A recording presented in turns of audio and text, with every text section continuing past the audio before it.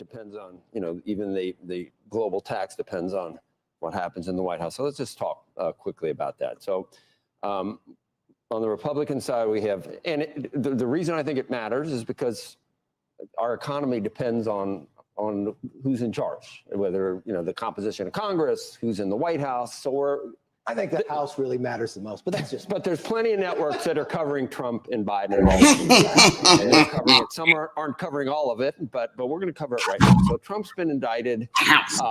His poll numbers are going up. So primary voters like him. If he wins the primary, do you think he can win the general? And is it good for the Republican Party if Donald Trump is the nominee? Look. And then I want to get to Biden and his malarkey defense and all that stuff. Can Trump beat Biden? Yeah, he can beat Biden. Is that a good thing for the Republican Party if Donald Trump is the Republicans get to select their nominee? I think if you want to go sheer policy to policy, it's not good for Republicans. It's good for America.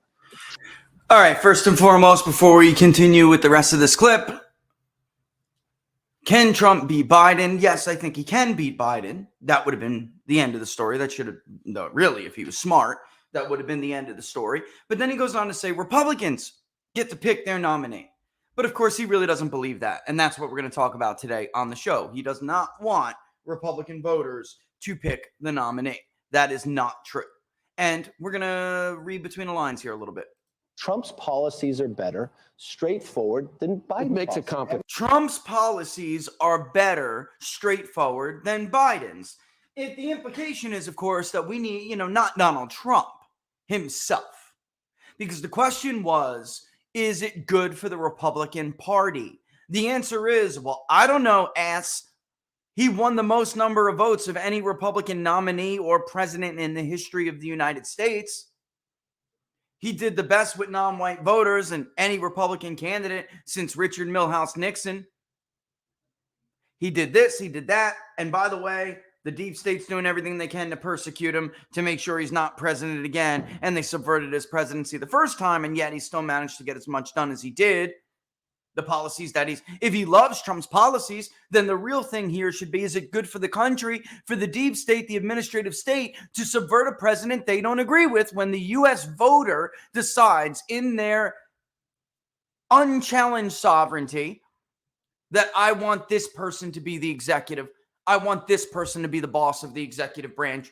Is it the answer? The correct answer is, I don't know, jackass. Is it good for the country when the executive branch is so totally corrupt that they act like a third world narco state by putting their political opposition, who's supposed to be their duly elected sovereign boss? Okay, if he's got all these trials and all this stuff overhanging. It makes it complicated. It also helps him when. But do you think he could win an election? Could he win an election? Can he win that election? Yeah, he can. You think he can? The question is he the strongest to win the election? I don't. The question is he the strongest in the election?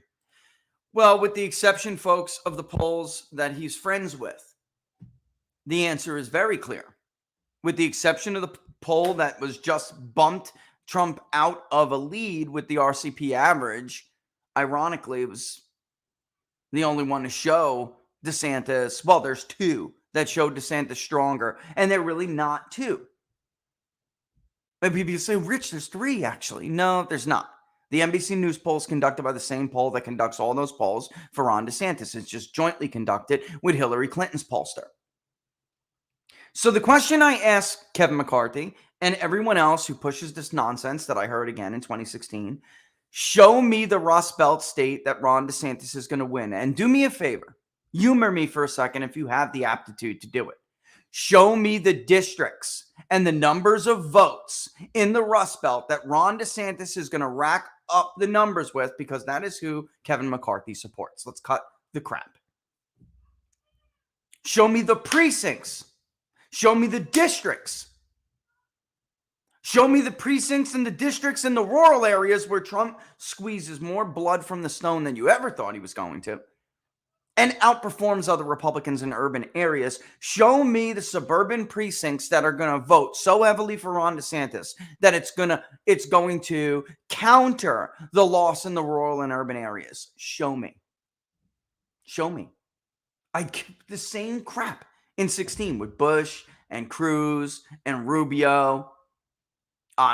Strangely, it was the NBC poll, was one of many that repeatedly did it. So did the Fox News poll. Bush by 2, or it's a tie. Trump down by 11. Get the map out and show me. It's not there. You can't do it. Because the truth is, they all know that they would rather Ron DeSantis be the nominee and lose than Trump be the nominee and win. And that's the story that's blowing everybody's heads up tonight, or yesterday, last night, and then throughout the day. All right, so normally, listen, I'll be honest with you, I'm not a Loomer reader. I'm just not. I'm sure some of the work she's done has been good, but I'm not. But I know David Giglio, who you all know from the show, sat down with Laura Loomer, and he told her the truth.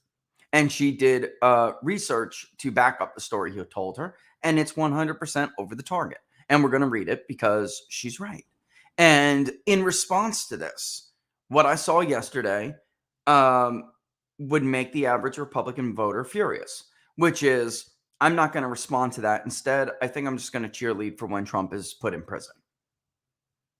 Because as I've said for the entire point, they just want Trump in prison. They're running, folks.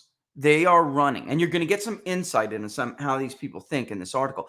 They are running the entire bottom tier of this primary when it is a bottom tier. There is no top tier other than Donald Trump. It doesn't matter how much money you raise. Jeb Bush never got into the top tier status. He outraised everybody in those early contests. And he didn't win any state. He wound up, we actually did the math on People's Pundit Daily back then.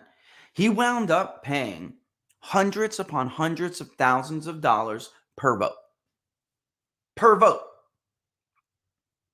So fundraising alone cannot make you a top tier candidate. When Bush disappeared, it went to Cruz, who was, I would say, a second tier candidate. He was not on the bottom with some of the others like Kasich and Christie. He clearly outperformed them. Rubio fell to a bottom tier, and he lost his own state, and his political aspirations to be president have been ruined forever. Support makes you a top, mid, or bottom tier candidate. And in this election, so far, in this case, new Morning Consult poll out, by the way, in this case, there is only one candidate who has the support to be called a top tier candidate. The rest are underperforming the mid and bottom tier candidates from 2015 and 16. John Kasich had more support than Ron DeSantis currently has when he was considered a third place kind of candidate. Exclusive. Kevin McCarthy gives his top California GOP donors green light to host fundraisers for candidates challenging Donald Trump for 2024. A lot of this is going to sound very familiar to you, okay? As the race to the White House continues to heat up amid the 2024 GOP presidential primary, Kevin McCarthy's lack of an endorsement for President Trump's reelection continues to be the elephant in the room. Unsurprisingly, McCarthy had no problem using President Trump for his endorsement in January 2023 when McCarthy ran for Speaker of the House. Folks, it literally took an on-the-floor phone call from Donald Trump to end the 15th round of voting for Kevin McCarthy. You would have to go back, I believe, to the 1800s to have a vote, or maybe it's 1920. I'd have to go back and look. We actually put it up. I did the research and actually put it up on Locals at what was the historic number of votes for Speaker of the House. We had not seen that in a very long time, which honestly, and I argued then and I will argue now, I actually think is good for the nation. I do not like this King Speaker phenomena that was created by Newt Gingrich, by the way. Newt Gingrich did it after the 1994 revolution. Nancy Pelosi used Newt Gingrich's model for Speaker of the House to be a strong, centralized, and effective speaker. She took it right from Newt Gingrich's playbook. So if you want to blame anybody, you can blame the former Speaker, Newt Gingrich. But I didn't like it, never did. I don't care what party's in power. Speaker of the House is Speaker of the House. Yet, even with President Trump's endorsement, McCarthy struggled to receive support for his bid for Speaker of the House, which took 15 separate votes on the floor of the House to make him Speaker, since so many Republican representatives, including many who have endorsed President Trump for re-election in 2024, adamantly opposed McCarthy's speakership. If you have been reading my Substack, you know that McCarthy's son, Connor McCarthy, works for an anti-Trump big tech investor named Joe Lonsdale, who has endorsed openly already Ron DeSantis, and he recently held fundraisers for DeSantis' presidential campaign. Now, that's fine. I'm not going to tell my son who to support and who not to support. However, Kevin McCarthy won't endorse President Trump for re-election, but I've learned that he's using his son and his own donors by proxy as a way to help Ron DeSantis' presidential campaign against President Trump. Fact check, true. And you may remember, almost a year ago now, DeSantis running favorable media, so-called media people like Florida's Voice, to deny what I had said, which is that McCarthy's Rolodex of donors and his surrogates had been intricately involved, a major part of the campaign to draft Ron DeSantis for president. And that, at that time, Ron DeSantis, through especially his wife, had received those requests and began, obviously, to more than indulge them. And if it wasn't for the hurricane, he'd have been on tape in Texas. And he denied it. And he said, I have never met with Paul Ryan and Kevin McCarthy. That was not my allegation. My allegation was because the donors already, several of these donors had already told me that this was the plan. I never said they met in some dark smoke room, smoke-filled room behind a closed door, in secret, to create this fantasy kind of like spooky skull and bones kind of like situation. Anytime a politician exaggerates or fabricates something to deny, instead of denying the actual allegation, they're lying. Last week, DeSantis traveled to California, where he held a fundraiser on June 19th at the Harris Ranch in Coalinga. The private fundraiser, which was closed to the media and not open to the public, was hosted by Coalinga rancher John Harris and Fresno developer Richard F. Spencer.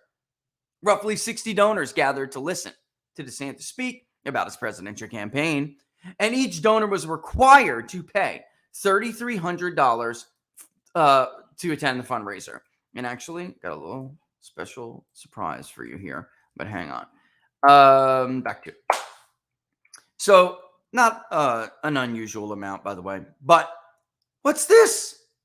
My God, it's Harris with Gavin Newsom. What you're going to see here, folks, and I've tried my entire career to explain this to you. The big donors are hedgers, even so-called GOP mega donors. They're not Republican like a Republican voter is Republican. They want to win no matter what. And if that means giving money to Gavin Newsom and supporting Gavin Newsom, that's fine. If that means giving money to anyone but Donald Trump, that's great. Why do they hate Trump so much? Part of it is policy. His policies exclude them, okay? But it's really about access. Donald Trump doesn't need them. And Donald Trump doesn't like the order, the way that things are run and done. They don't like you.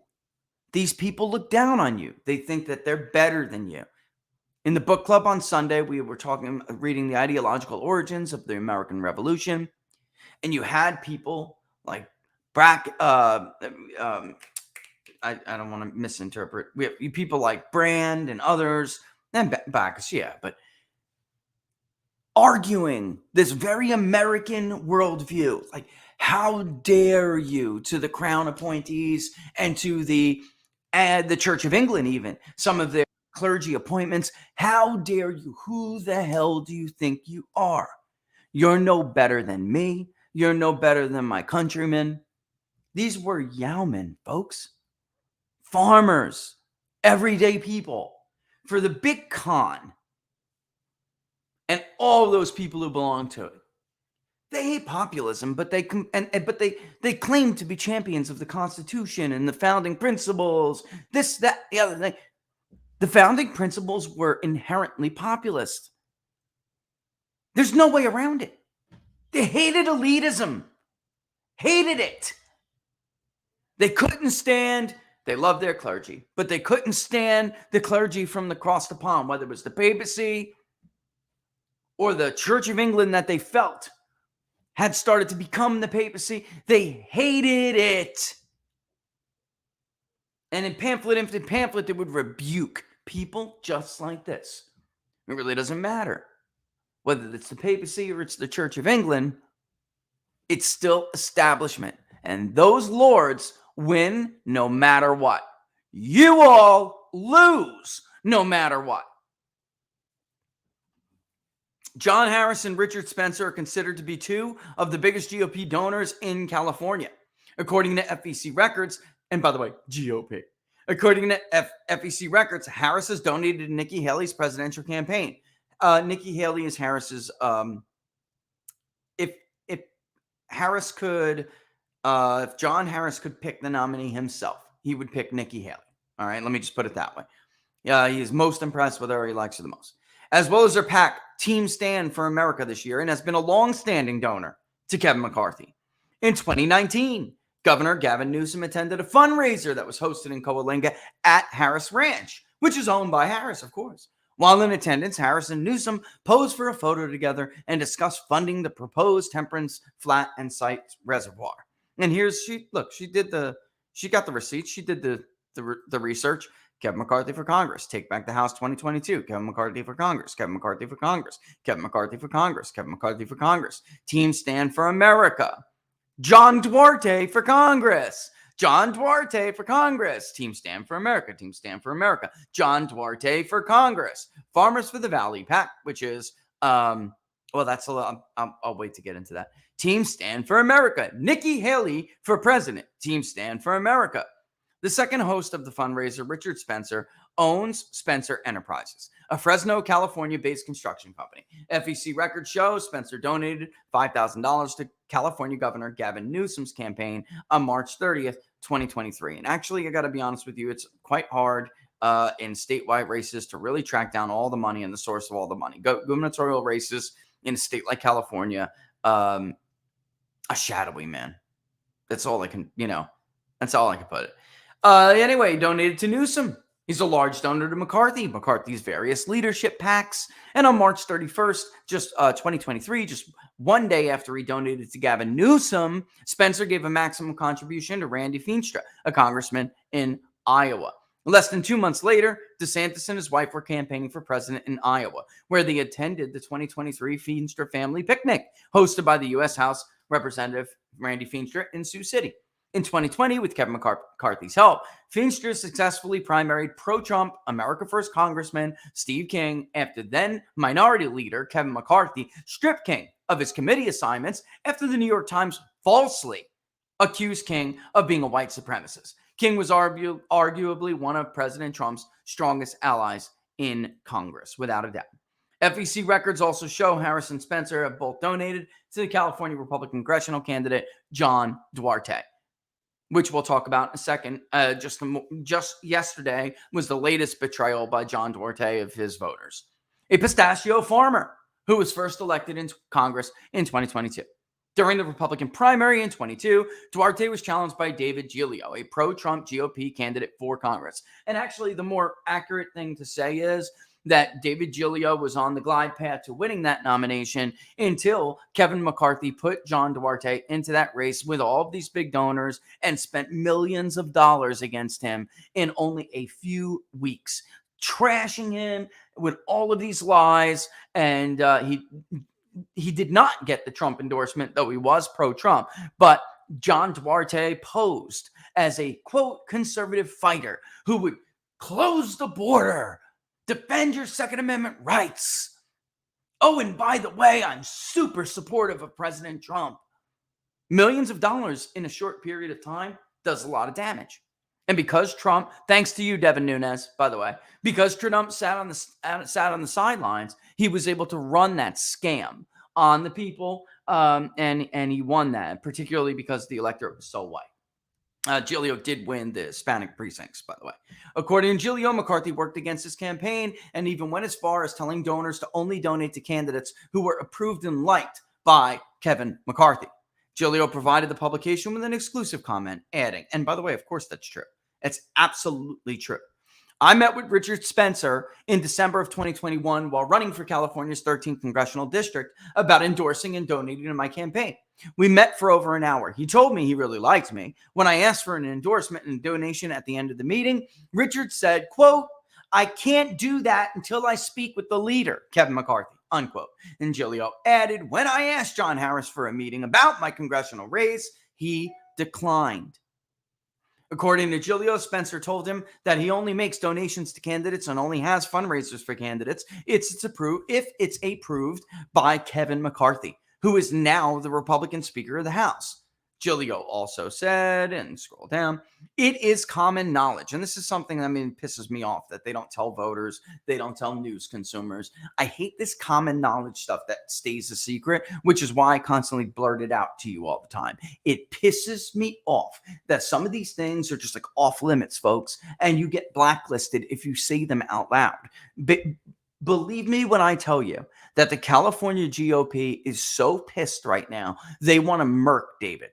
They want to murk his ass. All right. They are calling him all sorts of names last night, trying to wrap up the endorse. They're afraid he's going to challenge Duarte, and that they were going ballistic last night, and they want to do everything in their power to get the Madera County and the Merced endorsements for John Duarte. So it's an automatic California GOP endorsement. Why does that matter? Because then, even if, and they don't, the Madera County GOP does not support John Duarte.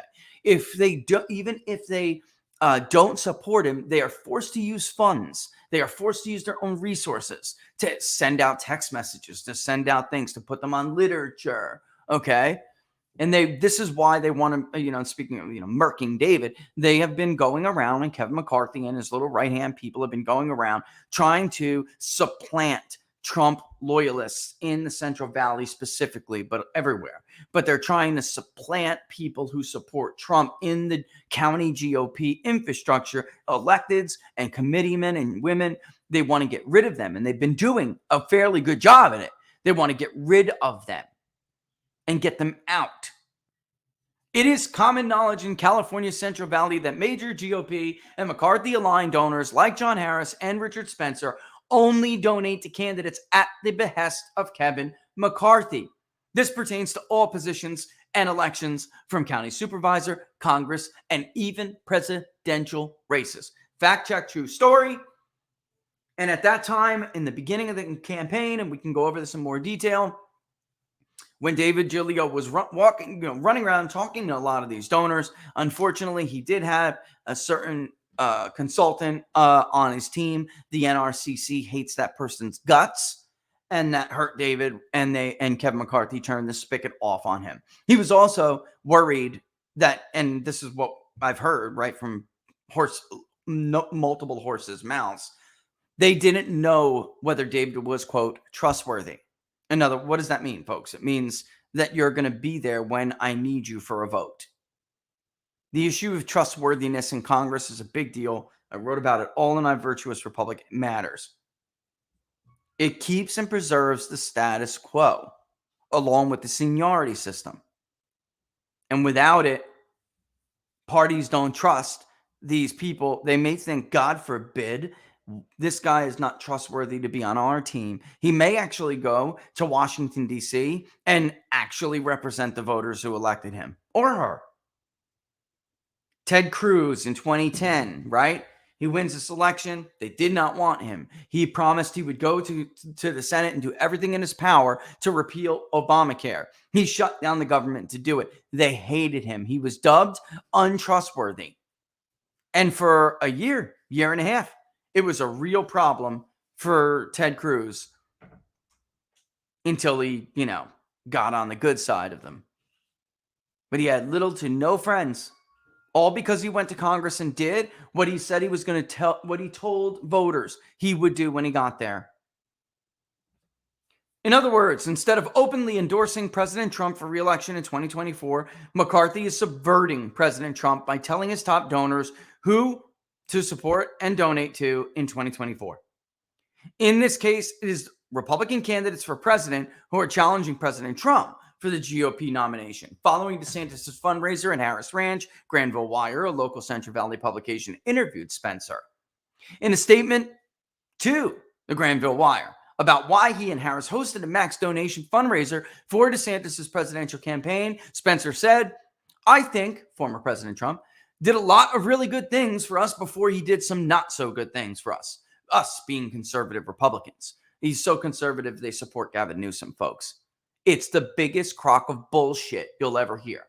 They're so conservative, they donate to liberals all the time. And by the way, liberals with D's and liberals with R's after their name. I would personally be delighted if he changed his mind and didn't run." What is this? Oh my God. I got it, didn't I? I hope so. I also, it's just history, family history stuff. We've been tracking down people from my side. Old history. But I doubt very much that's going to happen. We think this guy, DeSantis, is a really good guy and probably would make a really good president. Probably would make. Are you kidding me? I also think that Tim Scott is a very positive message and needs to be brought, perhaps, and exposed to people here in the Valley. Nikki Haley, I know, is John's kind of first choice, and she would really be good. No, she is John's first choice, not kind of. The Granville Wire is owned by Iranian immigrant and California developer Darius Assemi, whose political contributions, get ready, include McCarthy, along with many other anti-Trump candidates, including the Hamas sympathizer Rashida Tlaib, Nancy Pelosi, impeachment supporter Lisa Murkowski, Dianne Feinstein, and John Duarte. Along with being a donor, big donor to McCarthy, Assemi also donated $29,200 to Gavin Newsom's gubernatorial campaign. It's rather ironic that DeSantis spends his time attacking California Governor Gavin Newsom over what he calls woke policies, and yet DeSantis is taking donations from Kevin McCarthy's donors who have a documented history of hosting fundraisers for and donating thousands of dollars to Gavin Newsom as recently as March 2023. This is, folks, this story, she's over the target 100%. That's why I said, I don't know, have you ever seen me read a Loomer article on the show? No. She's 100% over the target. Everyone knows it, which is why everyone was flipping their shit last night. I had like 20-something calls over this. Oh my God, did you see this? I can't believe he talked to her and told her this. Why? You can't believe David told people the truth? When I tell you that what the administrative state wants is for you to be able to choose from the cabal's approved list of status quo candidates, and that's it. This is what I mean. To Harris and Spencer and a lot of them, folks. Come on, a lot of them. Today, it's New York. That's what Kevin McCarthy is doing, powwowing with Wall Street donors to try to figure out how to get rid of Donald Trump. How the hell are we going to sideline this guy? We have to pretend like we're investigating people. We have to pretend like we're really outraged over what they did to him. We have to pretend like we're holding these people accountable, but at the same time, we can't do it so much that we help him politically.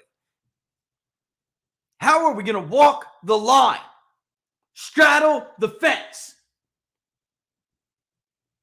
It also begs the question, why are so many of McCarthy's max donors donating to Gavin Newsom? And why are these same donors donating to Ron DeSantis? If Ron DeSantis is truly such a threat to the Rhino establishment and the Democratic Party, why is DeSantis getting campaign donations from California's biggest financiers of the Rhino GOP establishment and liberals, by the way, like Gavin Newsom? I added liberals. If Kevin McCarthy is truly a Trump ally, how come none of his top GOP donors from California, who claim to only donate with McCarthy's approval, haven't yet donated to President Trump's 2024 re-election? And lastly, why are McCarthy's top California donors telling a California publication owned by a financier of McCarthy, radical Democrats, and pro-impeachment Republicans that they would, quote, personally be delighted if he, Trump, changed his mind and didn't run? Listen, instead of keeping on, because the rest of it is editorialization, and I'm not interested in it. I understand she's got her own opinion. I'd like to bring it up. Instead, I think I'd really just do better by bringing on the man himself. David, thanks for joining us. I know you're in a shitstorm right now. All right.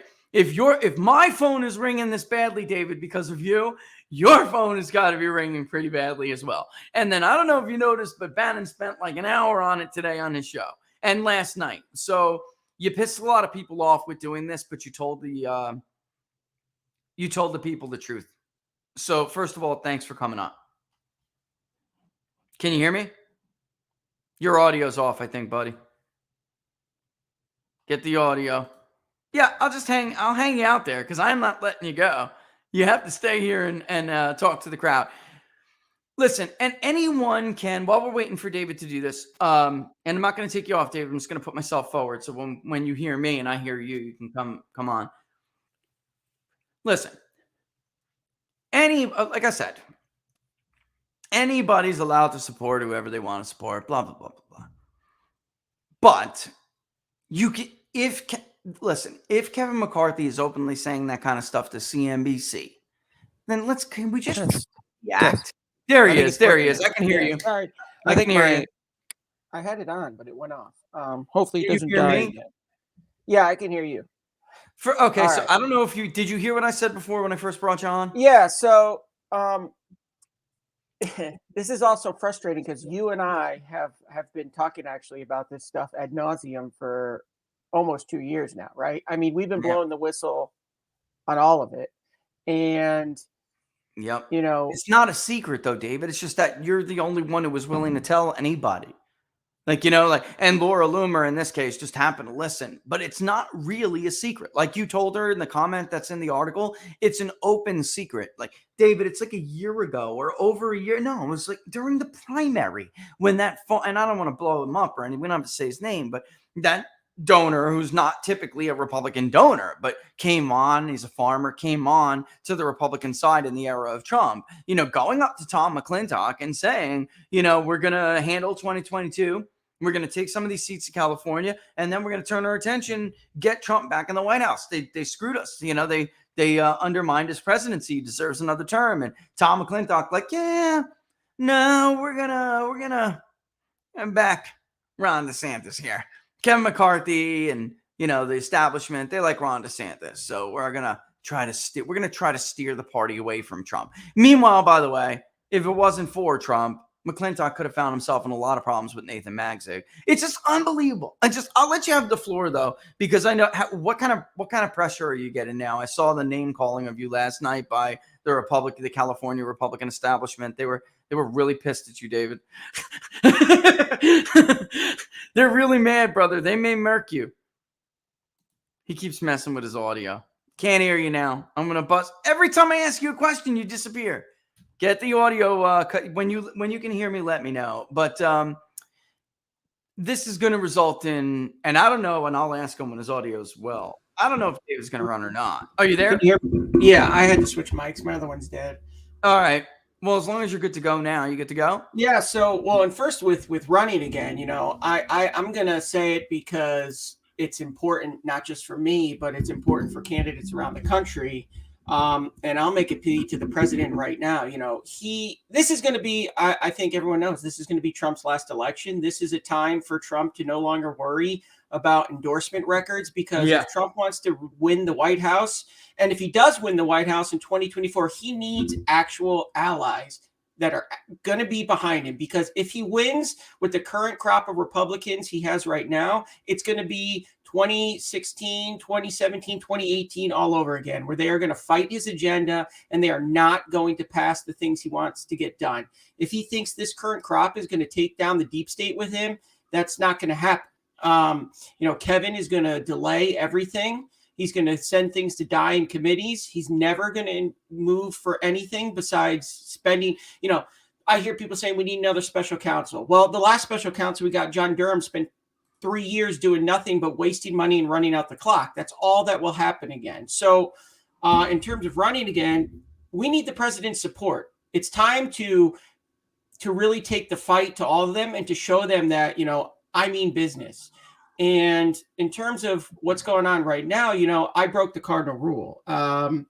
You talked, and Laura wrote in the article about the common knowledge stuff. This is all common knowledge, but you're not supposed to talk about it. And actually, there were texts sent last night that were saying, why is David said this? How could he say this?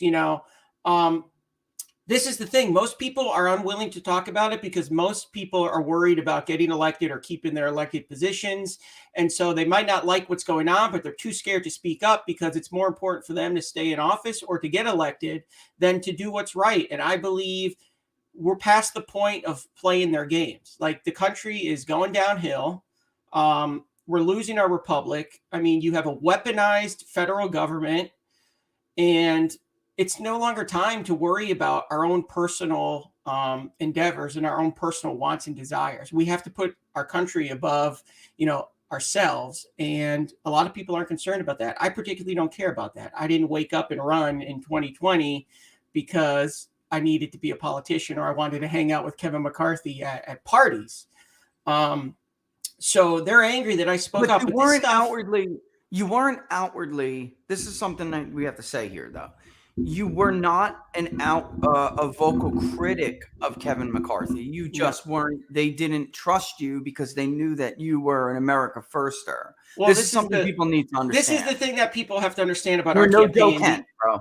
What I mean? This is, people have to understand, people like to paint like, oh, David's a radical. He ran this radical campaign. That's actually not, that's the furthest thing from the truth. We actually bent over backwards to help the RNC, the NRCC. We gave them data. We gave them messaging. We gave them everything.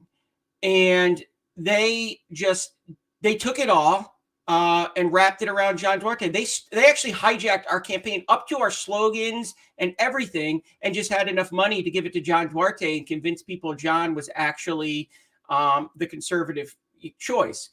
Our campaign was all about kitchen table issues. It was about public safety. It was about, everything the mainstream Republican Party wants and how we were reaching voters. They just didn't want me because they were worried about Kevin being speaker. I mean, that's all this is about. Everything that's been done over the past 2 years has been about securing McCarthy as speaker and making him, basically the kingmaker in the GOP. I do see some people saying, this is all fake on the comments. So I do want to address that. This isn't trolls. It's not. If they're not, well, I want to address it because there are people saying this. Yeah. Listen, they're just naive. And I think the president, people could sit here and say, Trump endorsed McCarthy. Yeah, he did. But it's time for Trump to just realize that Kevin is not on his side. And you brought up Devin Nunes. Devin Nunes has done a lot for the president. He fought for him in Congress. But when it comes to Kevin and Devin came up together through the ranks. They went to Congress together. They are best friends, and Devin will protect Kevin no matter what. And I think the president has to realize, I need real allies. This isn't fun and games anymore. They're trying to put the man in prison, right? And you saw McCarthy's comments today. I think the cat's out of the bag. I think Trump's team saw this article. I think they went to Kevin and they said, what's this all about? Kevin clearly probably didn't give a great answer. And now Kevin has no choice but to basically say, listen, I don't know if you're the strongest candidate, which is bullcrap because you've seen the data, Rich. I mean, the only polls that show Trump as the non-strongest candidate are polls done by Ron DeSantis's PAC. And one other firm that is Kevin McCarthy's preferred, the Club for Growth and Kevin McCarthy's preferred firm that, told us Allen was going to win by 6 points in Rhode Island 2, to go after Connecticut 5, that you could dump J.R. Majewski because you're going to make it up in New England. I mean, all of this nonsense. And there was, I just saw a tweet, Larry Schweiker put it out. It was a study done. The Republicans did not get any Hispanics without Trump on the ballot in 2022. No. And John Duarte is a perfect example of that. He ran in the district that I ran in.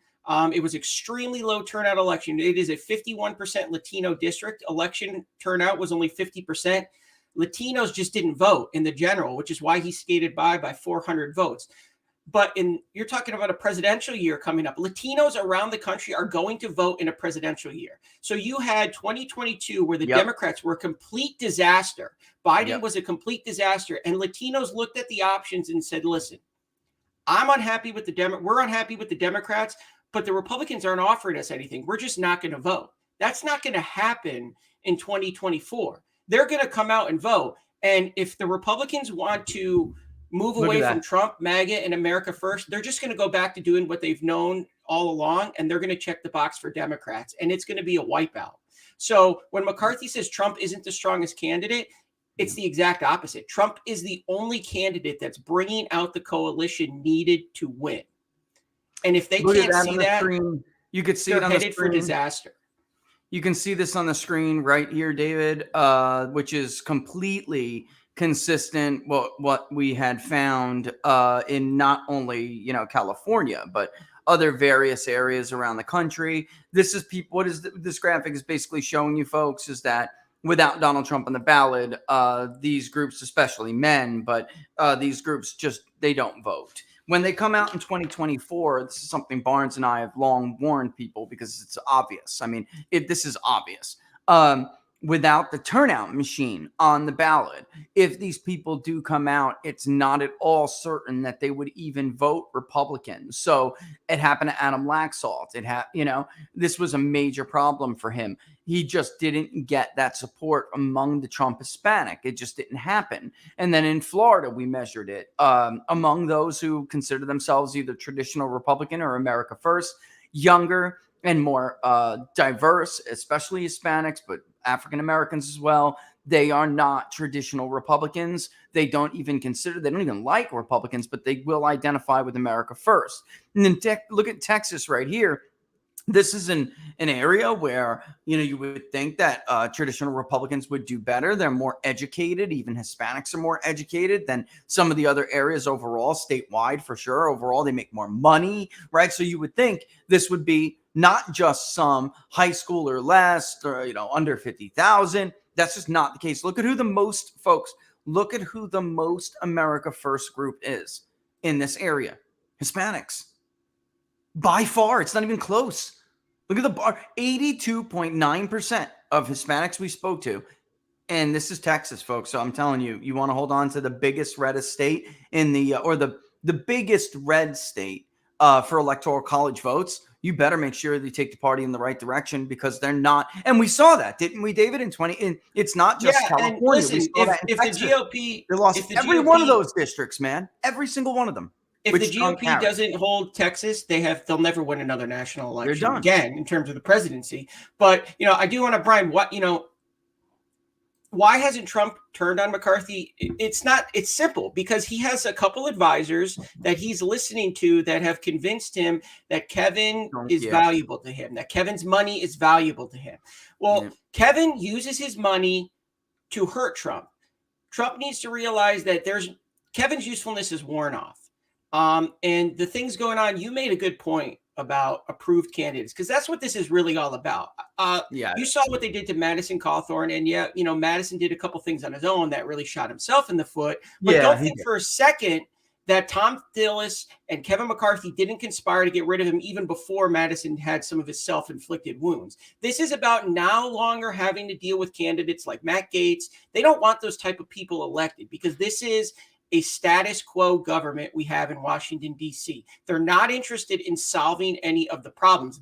Both sides do not want people there that are going to rock the boat and fight for real change, because when you do that, it dries everything up. The money dries up. You want controversial issues to campaign on, and people make a lot of money on the status quo. So the ultimate goal here is to deny funding to candidates who are going to push buttons and who are going to actually get things done. And where I'm from in California, if you don't get the blessing of Kevin McCarthy, you will not raise a dime. And that's why it's so important for Donald Trump to come in and really go to bat for his people that are going to be his allies. Because I can assure you something, if someone like me were to get into Congress and Trump was to win in 2024, I would fight with Trump right on the front lines to take down the deep state, because this isn't about Trump. This is about the country. You are losing your republic when you have a federal government and law enforcement agencies that are weaponized against your political adversaries or people they deem to be out of touch, right? I mean, even so far as to much say Catholics, right? Backwards Catholics. Yeah. Anybody who basically is no longer with their agenda is an enemy, and they're trying to silence them. This is about more than Trump. Trump has the biggest mouth, and it is unwilling to back down from them, which is why they want to take him out, because they know they can get candidates like DeSantis and fund them with $500 million. And then, listen, Laura closed that article in a great way. If Ron is really a threat to the deep state, why is he taking money from the people who are funding the deep state? Funding both sides. Supporting it. Yep. It's Yep. illogical. I see Team DeSantis talking about this all the time. Just because Ken Griffin is giving Ron money, he's not going to do what Ken Griffin wants. That's bullcrap. You do not give somebody $500 million and expect them to stab you in the back. You know who did that? Richard Nixon did that. And look what they did to Richard Nixon. That's right. He's the last one. Richard Nixon, for people who don't know their history, Richard Nixon is the last, especially Republican, but the last real example of a president who took a lot of money, needing it to be elected, and then stabbing those donors in the back with things like the EPA. And what happened to Richard Nixon is that they basically, when the wolves came for him, they just stepped aside and let the wolves get him. And in fact, did everything they can to help those wolves get him. Also, détente. Richard Nixon's big donors were not in favor of détente. The political class was not in favor of détente, which was a foreign policy strategy, a very realist foreign policy strategy, which, again, I gave the Gipper a little bit of credit for being somewhat of a realist, David, but the truth is Nixon was much more of a realist. He inherited the Vietnam War. He didn't like it. He just didn't want to leave. Yeah, he wanted to end it. He just didn't want to leave with a bloody nose and nothing really to show for it. He wanted an honorable exit because he was a student of realpolitik. He really knew that if we would have left with a bloody nose and looking like we are a paper tiger, then it would have brought us more trouble in the future. So he wanted a way out where it wouldn't make us vulnerable to other acts of aggression later. And nothing about what nothing the Vietnamese did, the North Vietnamese did, were acts of aggression. We were stuck in the stupid myth of the domino theory, which he did not subscribe to. No, I was just going to say that he did not subscribe to it, but the political class did. Yeah, exactly. Everything that's going on with Trump now with the impeachment is because General Milley wanted to start a war with Iran, and Trump said no. And the military industrial complex makes the Pentagon is running the country right now based on getting money from contractors and all of this stuff. They wanted a war. Trump said no, and they said, we can't have this. Trump was adamant about bringing troops home, ending involvement in the Middle East, and that stops the gravy train that's rolling into the Pentagon and the Defense Department. Yeah. And they couldn't have that. And that's what this is about. Generals being told, no, I'm not going to war. They want somebody who is going to funnel money through. Look at what Joe Biden's doing. Blank checks to Ukraine all day. And don't think for a second, congressional Republicans are just as guilty as this. They're funding war. You saw Lindsey Graham and Richard Blumenthal yesterday, made me sick. They're already saying, well, if they blow up a nuclear power plant, NATO's going to war. So, which they have no incentive to do, David. Yeah, none. If it happens, we did it. You better just immediately assume. But this is the thing. This is how hungry the mic is. And this is what Eisenhower warned about. You have a government that is, the Department of Defense is notorious for losing money. And you know how many billions are unaccounted for every year in the Department of Defense? So that's what this is about. And so I just want to point out real quick, as we had said before, Trump is now, here's yet another poll. It is only the DeSantis funded polls and the Club for Growth funded polls that show that Ron DeSantis is a stronger candidate. Donald Trump is a stronger candidate. It's actually not that close right now. No, Harvard Harris is not wrong. Emerson is not wrong. I am not wrong. We are all in the correct category. They are all in the incorrect. Look, here we have now Trump ahead of Biden, which is a flip from last week. They were about tied last week. Now Trump is outside the sampling error, which is like us because Morning Consult's so big. Their sampling error is only about 2%. So Trump's outside the sampling error, 44 to 41, whereas DeSantis is down by 2, which is more favorable than Emerson, was more favorable than the Harvard Harris poll. So Or no, it was about the same, right? Harvard Harris, he was down by 2. It was like 42-40, something ballpark, some ballpark like that. So very clearly, yet another poll that's like, David, I would never, like, Listen. let's say you hired me to poll for you. Okay. Yeah. I would not then take a job with the Epoch Times or with CD or whoever and poll that race for the media, pretending like I don't have a conflict of interest being your pollster. Like, I don't understand this anymore. Well, and this argument that everybody is Trump's pollster that comes out with a poll that shows DeSantis running weak is ridiculous. I mean, Harvard Harris was never showing Trump ahead in 2020.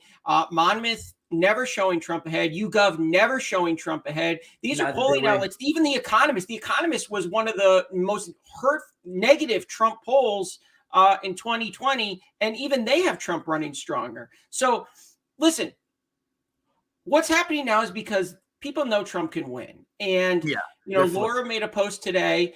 Team DeSantis, they didn't get their post-announcement bump.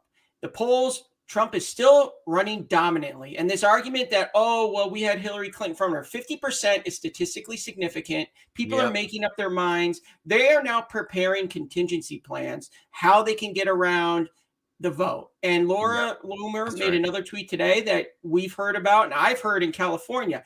If they get desperate, do not put it by them from playing with delegates. Rich, you made a comment the other day that you said something that you didn't, but they went off the chains. We're never going to do things. But the fact that they got so sensitive over it means that there's some truth to it. I believe, and what I've heard, is that they could play games on the convention floor against Trump. If Trump is convicted, or if it's looking like he's going to be convicted, they will argue we cannot have the face of our party running in a general election that is facing these serious charges. And for the good of the party, we need to unbind delegates, and we need to put somebody else there. They tried this in 2016. They tried to get Trump off the ballot. Ken Cuccinelli is the guy who organized it. They were very close. Paul Ryan and Cuccinelli were close to getting Trump kicked off the ballot and replacing him with Mike Pence and Paul Ryan. Yeah, let me give you the rules for the state, because they flipped out, and I'm like, they took something out of context. I was answering a question that somebody had asked me, but trying to use that person's suggestion as an example. And I did say that without a doubt, like Cuccinelli and others would love something like that commenter was referring to, but there's obviously nothing untrue about that, because he tried that in 2016, even when there was no question about the legality of a president's nomination or a candidacy.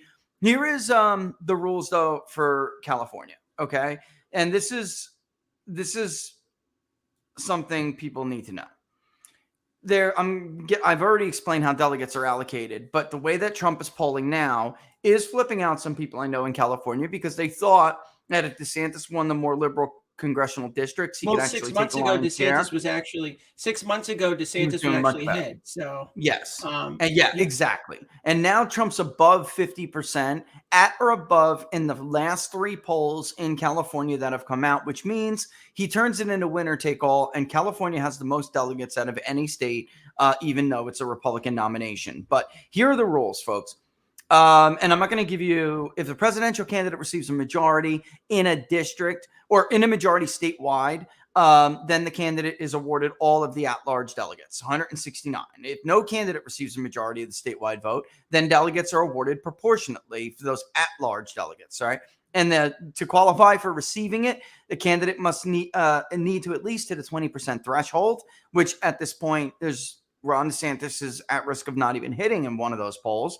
But in addition, there are 3 party leaders. There are always these 3 delegates that are party delegates, party leader delegates, and they are pledged by virtue of their position, and they're bound typically, in this state they are, to the results of the primary. However, the presidential candidate who received the most Republican statewide votes shall determine first which of their delegates will be selected. Donald Trump, you better select every single one of your delegates from the state of California this time. Know what you did the last 2 times, making sure that the California GOP and Kevin McCarthy chose your slate. You do that, you're screwing yourself.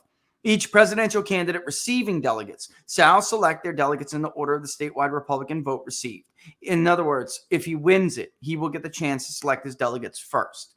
Each delegate to the Republican National Convention shall use his or her best efforts at the convention for the party's presidential nominee candidate from Florida to whom the delegate has pledged support until the person is nominated for the office of the president by the convention or receives less than 10% of the votes for nomination by the convention, releases the delegates from his or her obligation, or until two convention nominating ballots have been taken.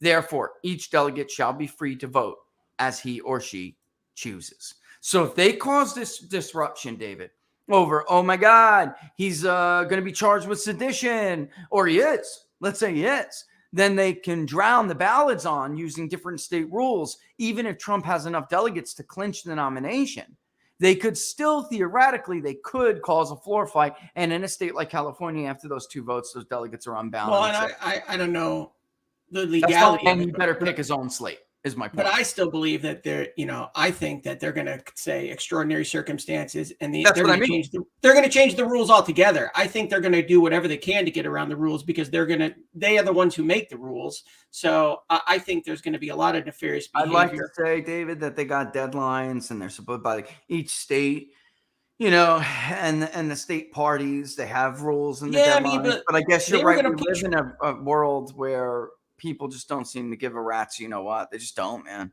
No, and everything, people can criticize Laura Loomer. She's exactly right. People can criticize me for speaking up. But this is the thing. I didn't run for the Republican Party, and I expect more out of the Republican Party because we're counting on the Republican Party to defend us and to be our fighters and to help us save this nation. And when they're not doing that, they are selling us down the river. They're no better than Democrats when they act in this manner. So I'm going to call them out more than Democrats because I expect better from them. Because if they're not going to defend us, who is? And that's why when I ran, I didn't do it for Kevin McCarthy. I didn't do it for Ronna McDaniel. I didn't do it for anybody. I did it because people are suffering. And I was a teacher in the classroom, and I saw every day the decline of our nation coming up through our future generations because people didn't know history. People don't know what America's all about. And they're hearing all this other stuff from the media and from some of my colleagues. And we have a lot to worry about. And now is the time to fight. Now is not the time to kick the can down the road and say, we'll get him next time. With the debt ceiling deal, the argument was, it was a little win. No, now is not the time for little wins. We need big wins because you're not going to get many more chances. Voters are going to look at the Republican. Little wins are not the way. Like this idea you're going to reform stuff, man. And there's too much rot. There's too much rot, and a lot of these things have to be completely ripped down and rebuilt from the ground up. And that's the truth. Listen, that's just the truth of it. There's the idea from Team DeSantis to move things like the Department of Justice around the country. Ladies and gentlemen, if you moved Main Justice to a red state, do you think that the red state would be a good influence on them? No, they're not hiring the people. Or is it more likely that you're just exporting DC corruption to good states and good areas? Obviously, the latter is true. Can you hang tight for a second while we do a quick commercial break? Because I did want to. The other part of this is these sham investigations. McCarthy's we're going to impeach this one. We're going to impeach that one. This is all a sham. And the thing with Biden is that special counsel is a trap. Because then it will go to a special counsel. They'll tell you the American people can't see this. They can't see that. If Adam Schiff was running the show here and the roles were reversed, believe me, he would have already subpoenaed the records they have the phone number, David, for this whistleblower we're talking about. They haven't even subpoenaed the records yet. Not a single person has testified under oath in front of the Weaponization Committee. Not a single person has been made to testify under oath. And if they did, I know the Senate, I think Ted Cruz was 100% correct. He said we could have smoke and gun evidence that Joe Biden sold our country to China underneath that, and they still would not vote to convict. I think that's true. But what an impeachment trial does do, and I hate the polls, like Marjorie Taylor Greene's like, oh, look at the polls. The American people are behind us. You should not impeach based on polls. You should impeach based on whether it's the right thing to do and whether or not the evidence supports it.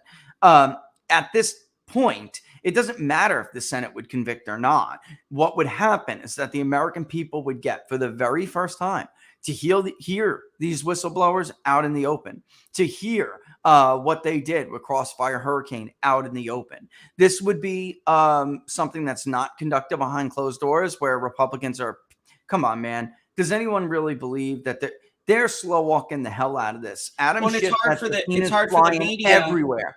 It's hard for the media to bury it when you have a face sitting at an impeachment hearing actually telling you straight with the words out of their mouth. Right now, the media can discredit these people because nobody sees them. Right now, you're like, are these people even real? But when you have somebody sitting on the stand telling you what they know, the media is not going to be able to run from that. They're going to try, but the American people are going to see it and say, wait a minute, this person is credible. This person is telling the truth.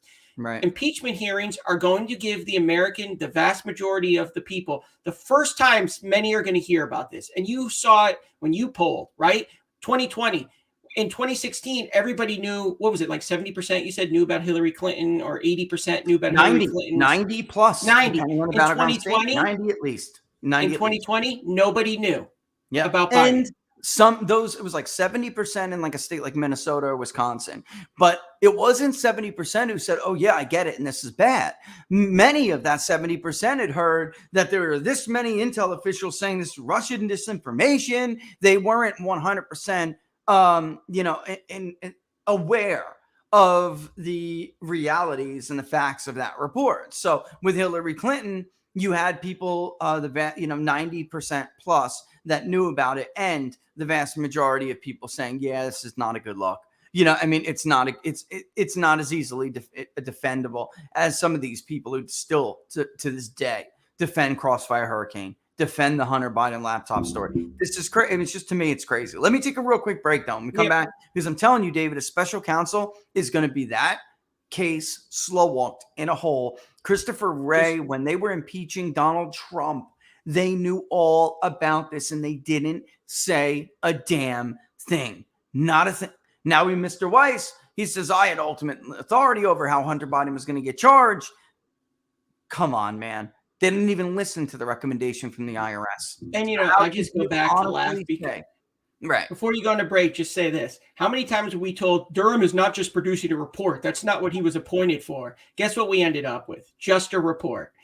So they And knew. how many of those DeSantis grifters, one particular, made his entire podcast career off of talking about how it was a 4D chess game and Mike Flynn was being prosecuted in some kind of like white hat conspiracy. That's all. Trust the plan. Trust the plan. Trump's got it down. He actually sent Michael Flynn to be prosecuted. Look at the latest posts from QAnon. And now these people are Trump haters who are not. Bill Mitchell's having having a field day. I can't. If you see Bill Mitchell's feed right now, it's disgusting. The guy is literally the guy's having wet dreams about Trump being indicted all over the map. It's crazy. It's disgusting. But it's disgusting, David, because if you have to win an election by your political opponent being put in jail, then you're no better than the deep state. You're no better than them. You're no better than the administrative state. Let me take a real quick break. All right. Yep. All right. We'll start off with 4 Patriots. All right. Look, folks, so-called experts fear that extremists are targeting the U.S. power grid. But you know what? Putting all that aside from the good old script, look at how incompetent these idiots are. It could be weather. It could be incompetence. It could be an enemy attack. You wouldn't even know. But if just 9 key substations were to go down in one of those infinite possibilities, it would knock out the power across the country for up to 18 months. And all of our lives would be frozen in time at the moment the power went out. That's why you need a solar generator. With the new Patriot Power Generator 2000X, it is portable, but it's powerful enough to power your phones, your medical devices, even your refrigerator. If you go now to 4patriots.com, use the promo code TPP10 at checkout to get 10% off today. It's only for that code is only for your first purchase, so make it count, make it a big one where you get to save some actual, some serious money. Go to 4patriots.com, promo code TPP10, get your Patriot Power solar generator 2000X today. All right, and before we head back to David, let me, of course, as usual, tell you about a great deal from our friends at Jam and Bean. Whether you're buying K-Cups or you're buying freshly roasted, because they are amazing artists in coffee roasting, or their gourmet popcorn. If you sign up for a new subscription now at jamandbean.com, JAMN Bean.com. If you sign up, use the promo code TPP40 for a new subscription, and you will get 40% off that new subscription fee right off the jump, and yet still get the 10% off every month when you re-up for your subscription.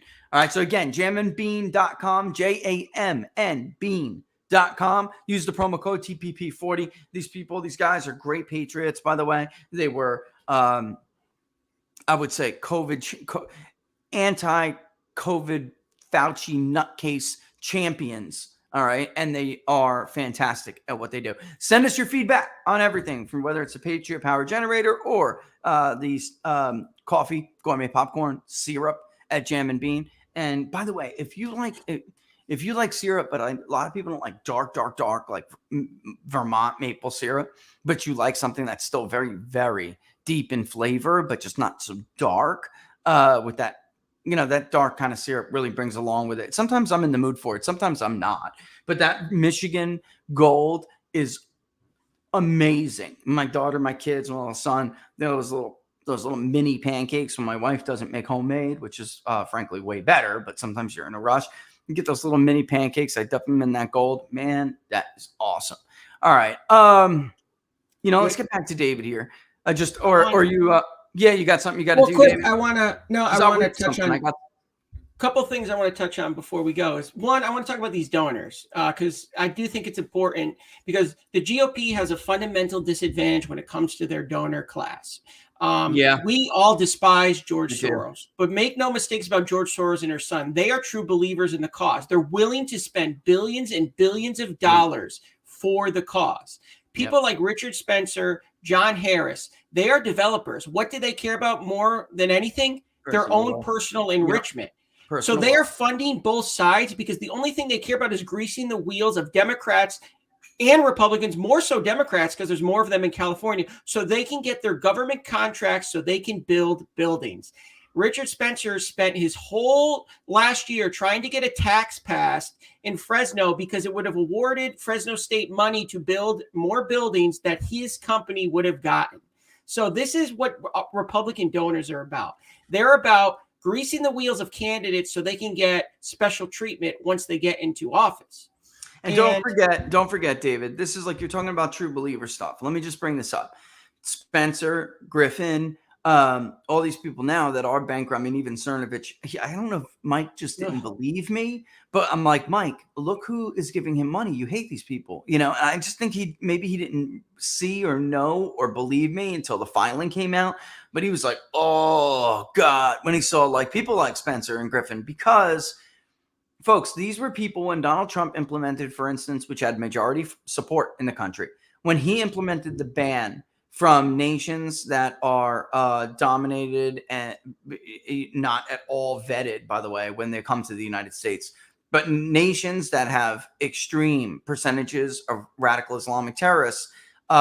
When he did that, those people jumped on the media narrative of that's a Muslim ban. And they said, and if I remember correctly, I don't want to say, I'll sum it up because I can't quote him verbatim, but people like Griffin had said, I will never donate to another Republican again if they support these kind of policies. Like, this is the way these people are xenophobic. He used the word xenophobic, and none of these other guys, and by the way, they supported Duarte. What did Duarte do with the border, David? Well, He John screwed Duarte now, who ran on border security, is co-sponsoring a bill with Rashid Tlaib that has amnesty for all estimated 11 million immigrants in the United States. Listen, so they can all get slave labor, David. Can we the be real? elites? the elites, these Republican rich that sit atop of the Republican Party, they are not very conservative. They are what's ever in the best interest of them. And people like Jessica Patterson, listen, I don't like Ronna McDaniel. I think she's done a terrible job. But I'll tell you what, if she goes down right now, the alternative is going to be worse because Kevin McCarthy has been spending years getting ready to put Jessica Patterson, who is the California Republican Party chairwoman. She is next in line to be the RNC chairwoman, and she is basically a Democrat. If you think the party is bad now, if she gets in charge, which is what's going to happen, and Trump right now, Trump has the power right now to stop Kevin. And he needs to do it because this is about more than himself and anything. This is about the country. And I wanted to say this because I just saw Bill Mitchell just went nuts again because another poll just came out. I don't know if you saw this poll, Rich, but St. Anselm just came out.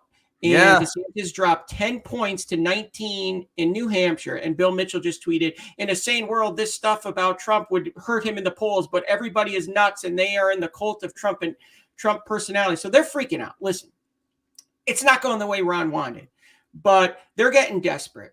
And I think what you've seen now in places like California, where I'm at, is they're really getting ready to make their move. And I just want to, once again, would I love to be in Washington, D.C. and in Congress? Yes. Do I need to be personally? No. But I care about this country, and I want to help save this country. And the president needs to be willing to go out on a limb and help people like me, help people like Anthony Sabatini, help people that are his true allies that are going to go in there and say, I don't care what Kevin McCarthy tells me to vote for. I'm going to vote in the best interests of the country and my constituents. He needs to do that. This is his last stand. All right. And he needs to be willing to just tear it all down and take a wrecking ball to the establishment. Because if we lose in 2024, the establishment will be more emboldened than ever before. And that's what happened in California. They don't the leaders in the California Republican Party look at the data and they don't understand it. They won in 2024, not because they ballot harvested, not because they did a great job of flipping Democrats and making them vote Republican. They won because nobody voted. It's a 50% turnout election. People were angry with what's going on, but they looked at the Republican Party and said, well, I'm not going to vote Republican. I'm just not going to vote. Yep. Okay. And I'm That's downloading it now. I'm downloading it now real quick. I'll give people those. Look, everyone has a miss once in a while. St. Anselm College is the #1 pollster in the state of New Hampshire when you're talking about state level conducted polls. And I'll say this because I'm looking at it right now. Wow. Yeah. Trump went up in their poll. Trump went up 5 points. DeSantis went down 10. Yep. And Trump is now right at the majority. This is going to turn. That's close to winner take all territory for the state of New Hampshire. It is. So again, his lead is so big, David. We're not talking about 33% in New Hampshire, 32% or 35% in South Carolina. We're not talking about 22% in Iowa. We're in the majorities. Even in the proportional early states, his lead is so big that when you do the math, normally, like Ted Cruz, he won the Iowa caucus, but he only got a few more delegates than Donald Trump. That's it, right? And Marco Rubio only got a few less than Donald Trump. So those three were like really close. It's not that way now. Donald Trump would get the lion's share of those proportionally allocated delegates. I mean, the DeSantis people keep going back and pointing to Hillary Clinton. I went back. Hillary Clinton never and looked at every single Hillary Clinton poll from when she ran against Barack Obama. Hillary Clinton never got above 35%. And there was one poll, the highest mark was 38%. Yeah. So she was never polling in the territories Trump was polling at. Mitt Romney was never polling in the territories. I mean, Rick Santorum could have beat Mitt Romney had the media not conspired against him and had the GOP not forced him out of the race. And they stole his thunder in Iowa. Can we be real? They stole his thunder in Iowa. They did. Hillary Clinton Hillary Clinton never got above 40%. And Gallup, let me just correct you. In one Gallup poll she did, but Gallup performed very poorly that cycle. It was a really bad year for them. And if you do the RCP average, she never got close there, man. She just didn't. And everybody knows was a better. If you've taken a basic statistics class, you know that once you hit a 50% mark, it is statistically significant. It's not opinion. The people are using this like, oh, that's just an opinion, No, there's a reason. It's a rule. 50% is statistically significant. It means your guy is likely to win. And right now you're seeing people are making up their minds. They're going, they entertained DeSantis for a while. Let's be honest. 6 months ago, people said, the polls were closer, and people are thinking, I'm giving, maybe we should move on from Trump. Let's look at Ron. And now, so they went over there to Ron. They're not liking what they're seeing. They've gone back to Trump. People are not going to switch back again. People are in the deciding phase now. And I think, what's going on right now is you're going to see a lot of desperate moves. That's why they're putting him. This whole notion that they're indicting him because they want him on the ballot is ridiculous. The Democrats, Democrat pollsters know that Trump is winning. And that's why you see what they're doing against Biden right now. I was just going to say, Rich, David, you talked about this. This is no coincidence. This stuff coming out about Biden isn't coming out because everybody is now having a change of heart and they want to be good journalists. Right. They're doing this because they know Biden is in jeopardy of losing to Donald Trump. And they're having to pivot and say, man, we might have to replace this guy. So that's why they're doing this. This is not all of a sudden that they are becoming a legitimate press, folks, that they're all of a sudden rediscovering their journalistic ethics. They have concluded that even if they indict him 100 times, he's probably going to beat Joe Biden anyway. And by the way, Trump is up over Biden. Oh, my God. Oh, no. Sorry. I was misreading this. Yeah, I was going to say Anselm College had Trump down by like 14 points or something. Well, and now they're running Trump and DeSantis are running the same against Biden in New Hampshire. So yeah, both by down about 8 points or something. It looks like I'm just trying to. There's no poll where Ron is really the stronger candidate, and I just don't think. I mean, listen, Rich, you polled Florida. I mean, Team DeSantis kept telling you these are DeSantis Hispanics. You polled it 3 times now? They're not. They're Trump Hispanics. Even when we had relatively close, still had a lead with Trump still had a lead with Hispanics. It's the white vote that keeps moving back and forth in the state of Florida. The white older vote, like there's some areas. By the way, DeSantis does very well in and around the Capitol. So people are like, how does the Panhandle, Rich, look like that? Well, the North Panhandle in our polling and in exit polling includes Leon and Gadsden. That's where, obviously those are 2 liberal counties, and that's where DeSantis has a lot of support. But anywhere from like Liberty to Escambia, specifically in Panama City, which is Bay County, the biggest chunk of net red vote in a general election, that's going for Trump handling. Florida, by the way, Florida Atlantic University, their poll should be coming out pretty soon. For people who thought that I was harsh on DeSantis, in Florida, they were like Trump plus 35 or something. They had DeSantis at like 30%. At least we had him in the mid high. And by the way, he fell from the previous month. We got to do Florida again real soon. We're getting close to where it's got to do. Let me just read this. I got to get your take on this, but because the Western media sucks so badly at this, I did it yesterday. And people are like, oh, see, Rich is a Russian agent. He speaks Russian. I speak a little bit of Russian. I had a translator help me with this, but because her first language is not English, the only thing I was able to do that she was not is listen to the speech. And I think like when you're translating, because I have a better grasp on English than her, I think I was able to translate what Putin was saying a little bit more towards what he meant. Some of the words that they used in the translation was not how we would talk in English. So, maybe that's why ours is a little bit different than some of the others. But I just wanted to read this and get your take, because today I just want to say Putin did speak again after the speech last night to his nation. And it does appear that there were those deaths from the pilots. But this Putin has a habit, because people were like, oh, he didn't mention Prigozhin. Putin has a habit of not mentioning his political opposition. So that's nothing new. It doesn't mean he's going to let Prigozhin skate. I don't think we're going to know what's happened here for a long time, but I'll read this to you guys. I put it up on Locals. And is it a premium post? I can't remember. I don't think so. I think I gave it to everybody because I thought that the problem is nobody gets real news in the West when it comes to this area. So Vladimir Putin addressed the nation of Russia Monday evening, local time. I typed as fast as I possibly could. It was 3 p.m. here, Eastern Standard Time. And here's what, the best we could do is what he said. There has been a tremendous coming together of society, a unification of society. There has been a firm support of the constitutional order by all the leading parties. All of them have been united in the face of the responsibility to defend the fatherland. All right. The organizers of this rebellion, and by the way, Putin always says fatherland. So when you hear people translate it to motherland, it's wrong. All right. That's the old communist way of doing it. he always says fatherland. They did fatherland for a little bit. Then they started to get more moderate and they moved to motherland again. And he says fatherland. The organizers of this rebellion must understand they will be brought to justice. This is a criminal activity and it must be punished. This was a colossal threat, and it was a threat from the outside. He's blaming the West here. However, the organizers of this rebellion have betrayed these people who were dragged into this organization. And at first, I didn't really understand what it meant.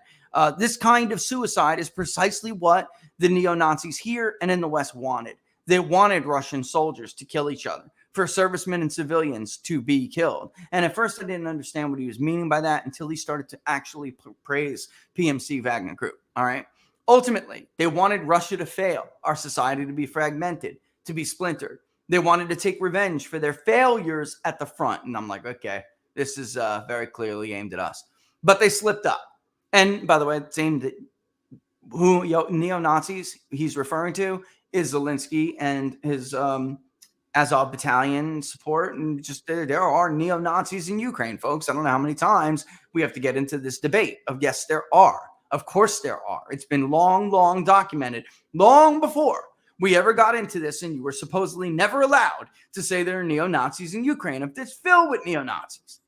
But they slipped up. They made a mistake, especially with regard to the special services, which maintained their oath to the country. I have some information on that.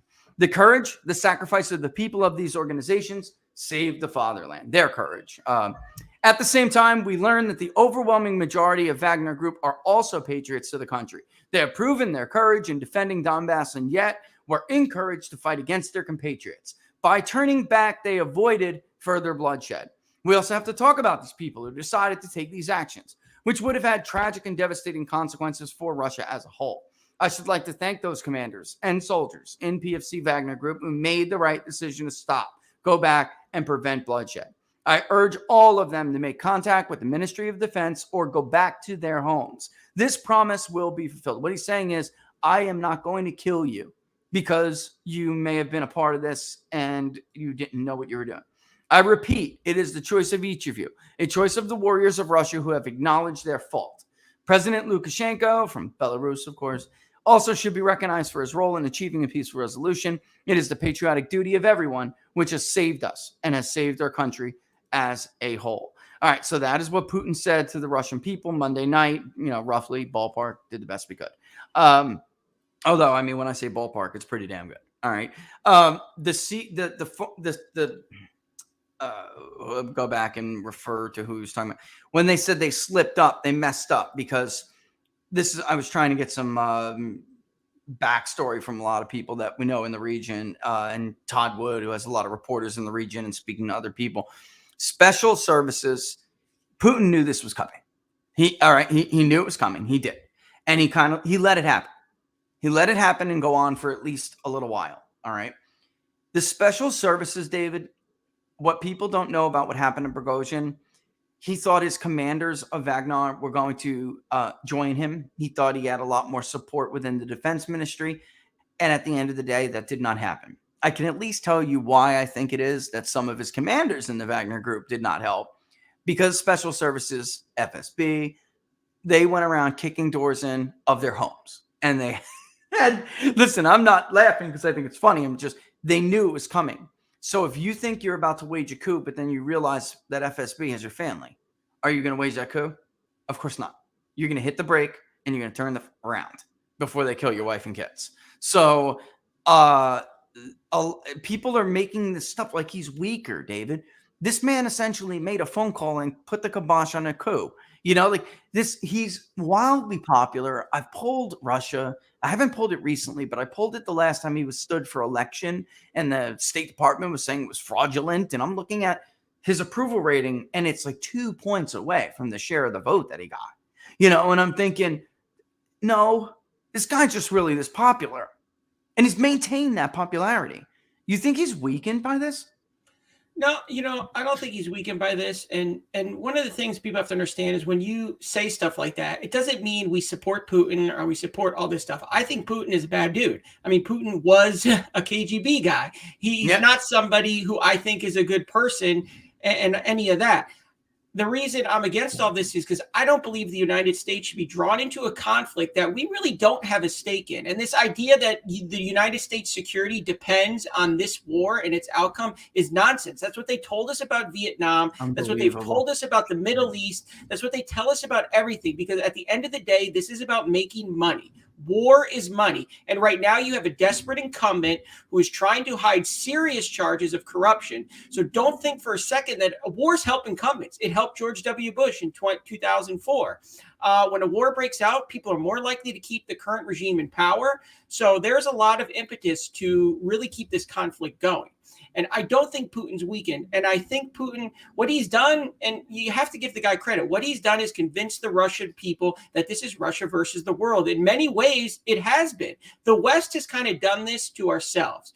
We have pushed Putin out on a plank so far by blaming them for everything, right? We have blamed Russia for everything, for all of the basically society's ills over the last 10 years. And the Russian people are sitting there saying, wait a minute, why do you all hate us? It's us against you. And Putin has done a really good job of capitalizing on that with his populace. And they say, yeah, you're right, Vladimir. It is us versus the world. David, the damage we did to diplomacy with another great power who has nuclear weapons because of a fake hoax. Think about the damage. Yeah, I mean, look at that. The collusion hoax. We knew it was bullcrap. Adam Schiff knew it was bullcrap, and he still went on and did it. We spent years saying Russia rigged our election, took our election, put their puppet in the White House. And if you didn't think that Russia was going to be angry by this, you're nonsense. Why do we want to make these people mad at us, right? Yeah. I mean, listen, I used to think, after I grew up in the September 11th era, I mean, I remember watching September 11th unfold on television. I could tell you I was talking to, I could tell you the conversations. I was in 7th grade and I could still tell you these things. And I used to be one of these people that thought, hey, we have to go out there and police the world. And now I see it from a completely different viewpoint. I've saw what happened in the Middle East over the last 20 years. We got nothing out of it besides dead young Americans and billions and trillions of dollars in debt. And it just weakened our country, and we neglected our home. That's what drew me to America first. We spent so much time being consumed with globalism that we have neglected our own country. We've neglected our infrastructure. We've neglected our borders. We've neglected our veterans. We've neglected our elderly. We've neglected our children. And to me, there's nothing radical about America First. America First is what every politician takes an oath to do when they get elected.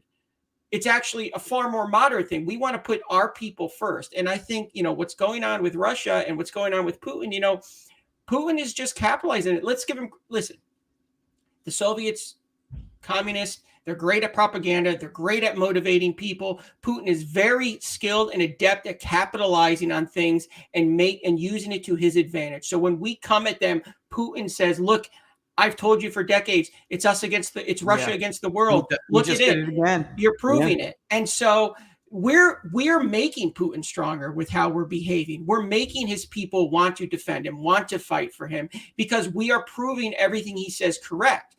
We are turning it into Russia against the world. And that's not the smartest strategy. And I think that's what Trump's saying. Trump is saying, listen, we need to de-escalate and we need to get this. And look, we're doing all of this for one of the most corrupt countries on the world. Ukraine is one of the most, if not the most corrupt nation in the world. Everybody knows this. This isn't a secret.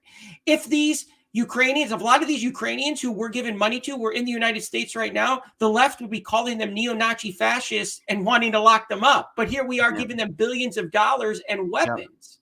So it's just really ridiculous. And it's unfortunate that it's gotten to this point.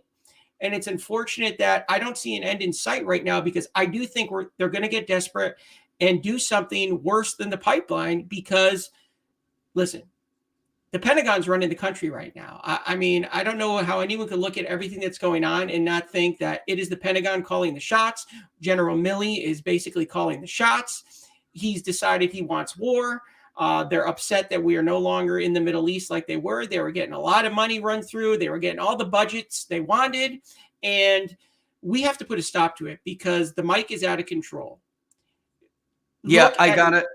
Go ahead. No, I just want to say people need to go back and study Rome. Okay. Everything that happened at the end of the Roman Empire is happening in the United States. There's still Republic, time too. to stop it, but we're running out of time. And so this is, I was a history teacher. People make fun of history a lot, but you have to learn from history. And unfortunately, we're not teaching our kids history. So people need to go back. Historically, David, the only way out of this is through.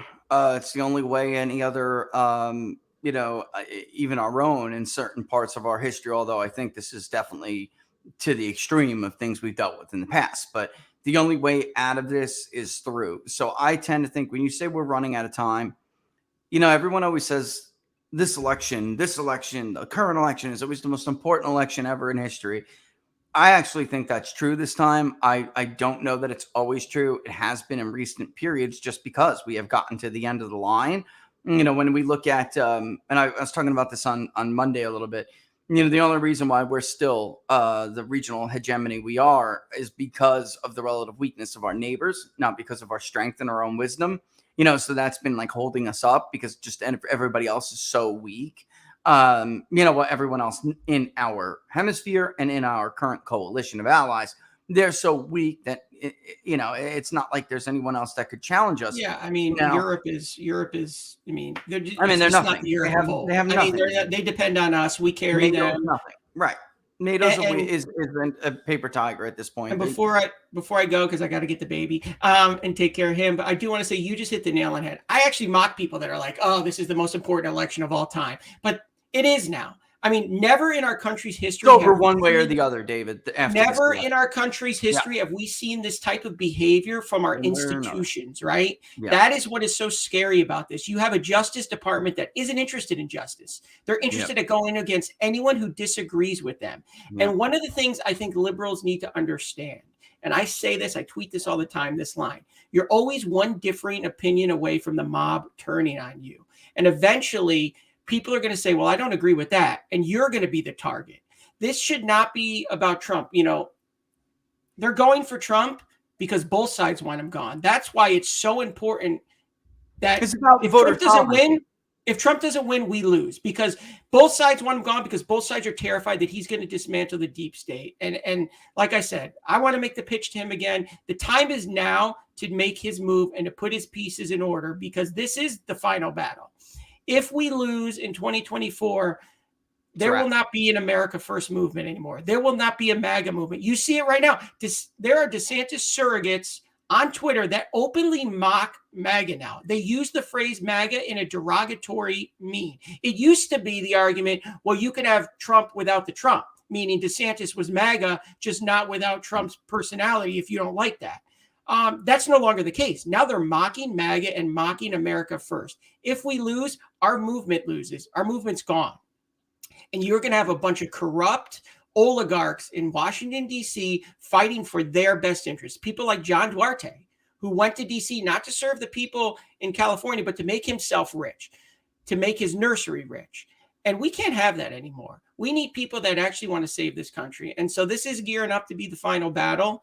And I think the president has to, make a move. And, like I said, I'd love to be elected, but I just think, this isn't just about me.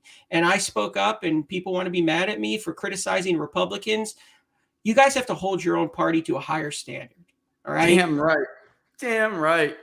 Yeah. Jeez, so, Democrats do. David, Democrats hold your party to a strong. This idea that you have to hold your nose. I listened to the endorsement meeting last night, and the argument like, "Oh, we have to endorse him; he's our Republican." Guys, electing rhinos is a loss. Keeping these people. This is the GOP establishment tells you, "Oh, you got to vote for Republican because if a Democrat wins, it's going to be worse." It's not because your Republican is voting like a Democrat. And Rich, you have said this, especially in House races. You can have a one for 2 years, sit with a lame duck Democrat. The only way the GOP establishment is going to learn and change their ways if you refuse to vote for their garbage. And then they take a loss. And then they have to say, wait a minute, the people aren't going to have it anymore. You can replace a one-term incumbent Democrat pretty easily.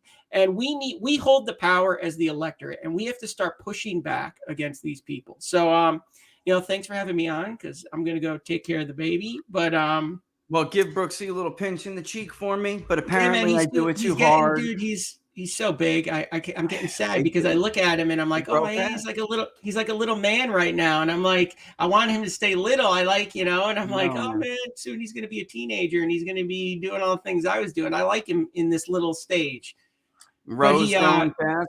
Mine looking at my daughter. She's like a little lady now. Like literally, she's about to be she's like going to be a tween.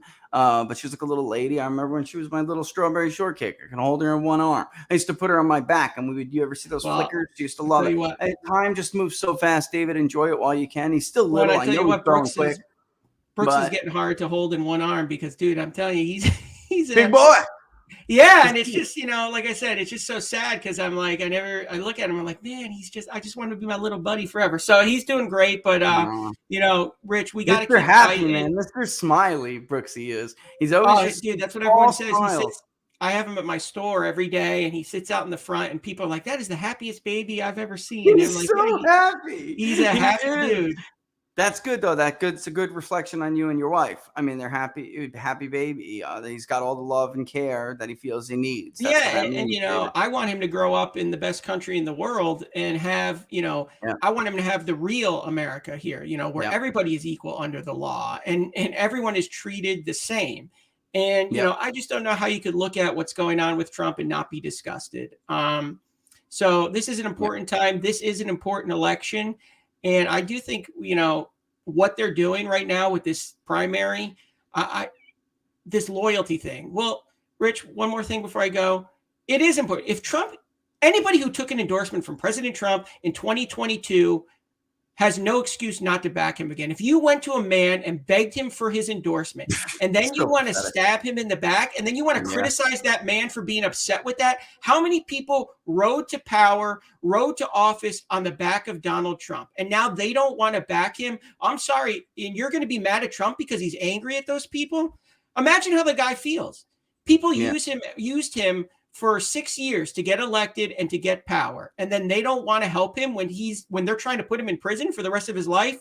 To me, that's disgusting. I mean, that's like David, the clip of Kevin McCarthy in the beginning of the show was one of the most disgraceful things I've ever seen. You literally needed the man to pick up his cell phone on the 15th vote and personally call people on the floor during the vote because you didn't have the votes. You're a piece of shit. There's no other way to put it. And I'm not talking about a politician. I'm not talking about Republican versus Democrat. I'm talking about as a man. You're a piece of shit. Yeah. That's how many people beg? And that's the saddest part because so many of strong Trump allies like myself, we tried to get Trump support. I didn't get it. Others didn't get it. And we're the ones who are still fighting for him. And then you have these people that it does hurt to see these people that did get it stab him in the back because you're saying, listen, I live in the district, Tom McClintock got Trump's endorsement and he's come out and said he wants a drama-free break from Trump. I mean, it's happening all over the country. I can't blame Trump for being upset over it. Ron DeSantis, I don't care if anyone gets mad at me. He would not be governor if Trump didn't go to bat for him in 2018. You could cry and moan over that. It's a fact. He was going to lose to a crackhead.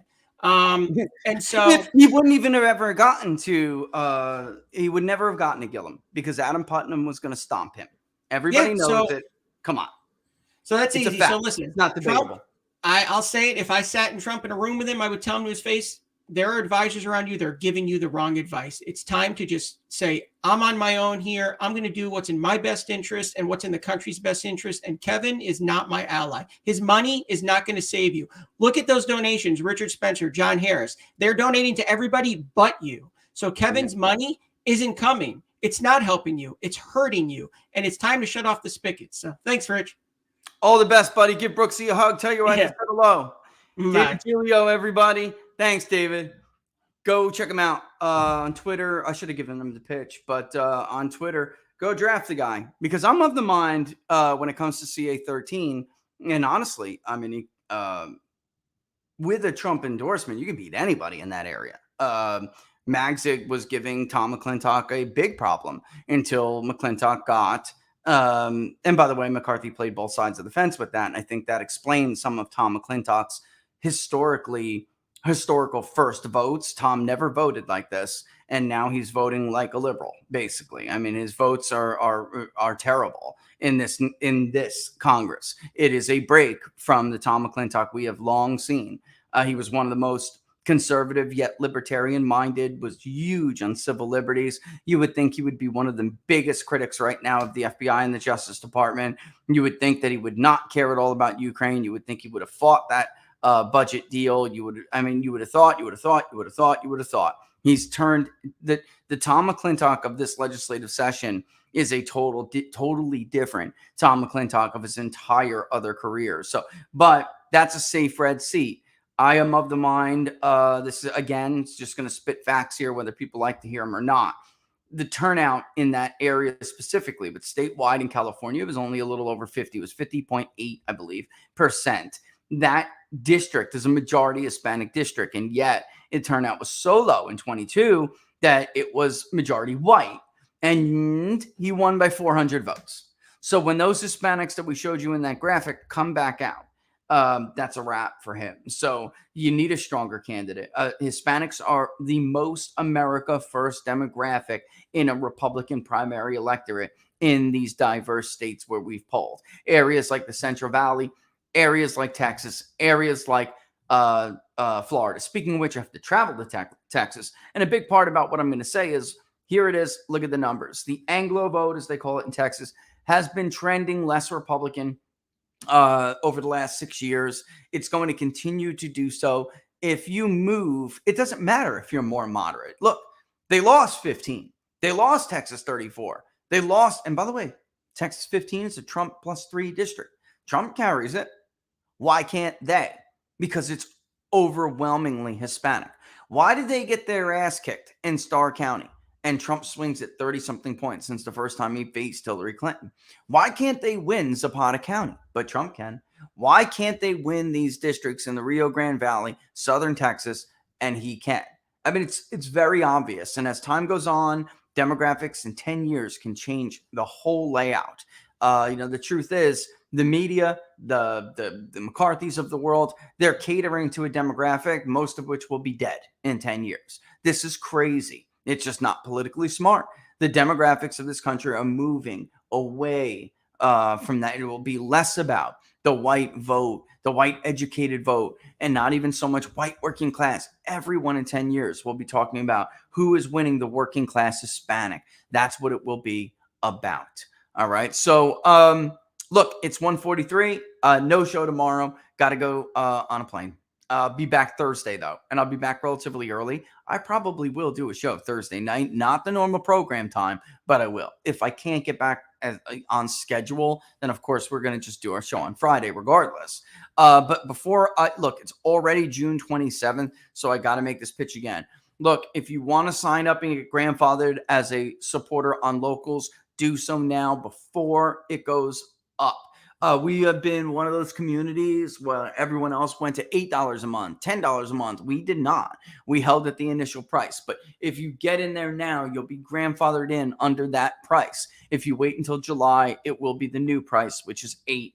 And that is because, frankly, the product we offer is just more expensive than doing videos every day. And it's just it just costs more. So I urge you to do that. If you're a YouTube member, I gave a code in the community where you can take, not only get grandfathered in, but you'll take off the top the cost of what you've been paying at YouTube, or roughly, because there are different tiers, but roughly the same as 2 months if you got the lower tier, a single if you have the mid or higher tier. But what I'm trying to do is offset, you paying twice if you want to move over from YouTube to Locals. We've had a bunch of you stay on YouTube and move over to Locals, and you're just doing that clearly to support the work we're doing. And just wanted to recognize you for it. Obviously, it's much appreciated. It's not easy time right now, so I get that. And that's awesome of you to do.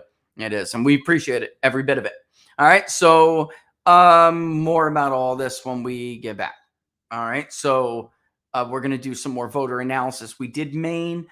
I was super tired that day. I wish actually I had done it a little bit better. I may revisit Maine. All right. But there's been a lot about Connecticut, a lot about Rhode Island people want to talk about. Rhode Island's a really funny state. It's a lot like Maine in the sense that Democrats win it, Barack Obama used to win it by 16 points. Donald Trump cut that more than half. I think McCain lost it by 17 or something. But it's a huge number of independents. When you ask people, even though there appears to be an advantage for Democrats on the voter file, in Maine, there's more of an advantage on the voter file in Connecticut than there is in Maine. Rhode Island's very similar in that it's not that they have this huge advantage. It's just this big block of independent vote that has been voting Democrat. Nobody's reached out to them. Think about how much Trump shifted the state of Maine without ever even visiting there. By the way, another spot that Republicans cannot win. Not regular Republicans. They just can't do it. They would not take Maine's 2nd congressional district, let alone win the state overall. Susan Collins is a well-known quantity there. She raises a pretty decent amount of money. Yes, she was carpet bombed and outraised significantly. But think about it. Susan Collins did better than Trump in the areas we pointed out last Friday. But of course, she had one state to focus on, raised a lot of money, and had the time to really give it that kind of care and attention. And with that kind of care and attention, I think a Republican presidential candidate of the right Taylor would be able to carry the state of Maine overall. But since they focus on the other battleground states, you know what happens? And I'll say this real quick before we go. They let the fake polls dupe them. They let the fake polls dupe them into thinking that like Ohio and Iowa are close. With somebody like Trump, they're not close. And when I say like Trump, I mean Trump. Everyone else, it would get closer, as the polls very clearly show, except for the exemptions of the 3 we've talked about. Ohio would go back to being very, very close. Iowa, if you don't believe me, look at how it swung in 2018 when Trump was not on the ballot. They needed Trump to get back on the ballot to sweep every one of those 4 congressional districts again. The bottom line is you cannot count Iowa as a Republican state if it goes back to being a rhino kind of party. It will not be that anymore. It will swing back. Iowa has the largest number of pivot counties, swing counties, whatever you want to call it, in the country. Number of counties that voted for Barack Obama than for Donald Trump, 31, more than any other state. All right. So, there's some, but you can't let, or Trump should not have, and I've, something I'd criticize him for, should not have let the New York Times and Quinnipiac and Fox News, dupe him into thinking Ohio and Iowa were close. Polled him for the Epoch Times in August, and they were Trump plus 10 in both in August. And I remember doing a show because Fox News had just put out a Biden plus 5 in Ohio as we were polling it. And I went live on the show and showed people the results. And there's no way I can manipulate the data in Ohio to get Biden within 4 points, let alone up at all. This is crazy. Must have done something horribly wrong. In Iowa, you had people like the Des Moines Register poll swinging back and forth. It was never swinging back and forth in our polling. Never. It was pretty consistent. Trump plus like 8 to Trump plus 10. And that was it. And that's where it ended up, by the way. So let's see. Same thing with Florida. All right. So it's not going to be competitive. It doesn't matter if it's DeSantis or Trump. Florida is not. If it's Pence or Haley, if it were to be somebody like Nikki Haley or Mike Pence, yeah, they're going to lose Florida. Absolutely. So there is just that Northeastern transplant and those newly naturalized Hispanics, then never vote for them. And at this point, I'd be concerned they'd vote for any replacement candidate. But we did have Ron DeSantis still comfortably ahead there. Because he does better among white voters, older white voters, than Trump. But Trump does much, much better with white voters under 45 and non-white voters. And that can add up in a state like Florida, especially if the electorate is 21% Hispanic, which it will be. All right. So, all right. Just make sure I'm not missing anything else. Check out my Steak for Breakfast podcast last Friday. That was really cool. It was on Jack yesterday. We had a great conversation. If you want to go and check out Putin's, the summary of Putin's speech yesterday, you can do so at peoplespundit.locals.com. Otherwise, I will see you guys on Thursday or Friday. Flight depending, right? All the best, folks. Be good. Stay cool. Stay calm. Stay safe. As always.